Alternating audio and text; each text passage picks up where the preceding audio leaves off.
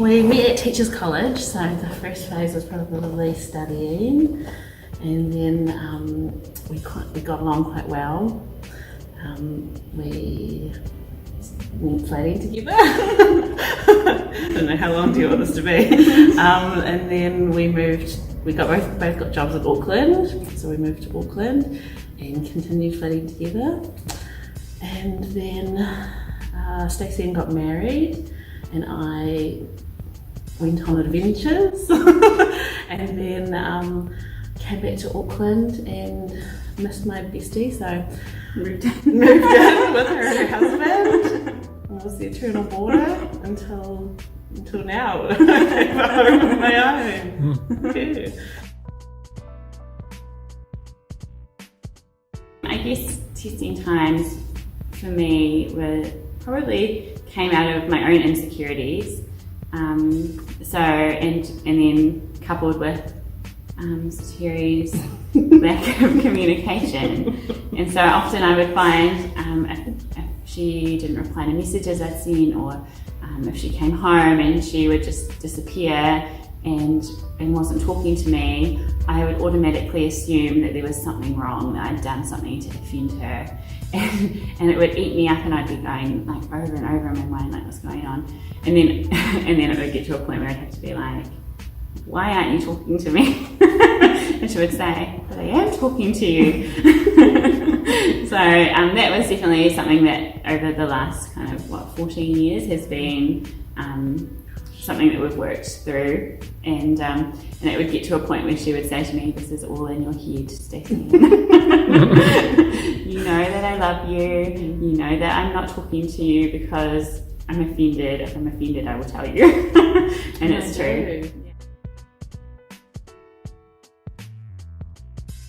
I think it's kept it together at times. Yeah. Like, there's definitely been times where there's been misunderstandings or offences, and we've been able to sit down and actually have a conversation where we're both being powerful. And sometimes that's required, like Terry said, until I'm happy to have this conversation with you when you're able to be respectful with me. And that's a huge, or vice versa. And that's a huge thing, because we realise that we both deserve respect from each other, and in order to maintain our relationship and our friendship, to be able to have those hard conversations, we need to do it respectfully and with love. And that's in places where you might have otherwise gone, that's it, I'm out the door, I'm not going to be your friend anymore. It's caused both of us to step up and just really put ourselves aside and our issues aside to keep our love on during those hard conversations.